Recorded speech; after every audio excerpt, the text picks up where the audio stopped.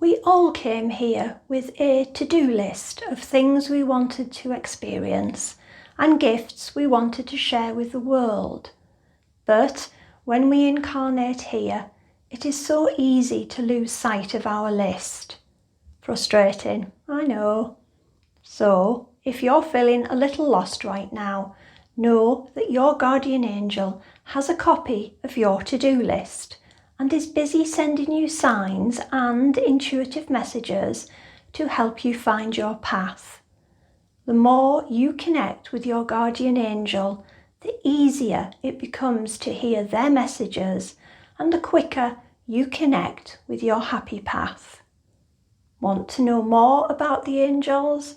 Then head on over to our website.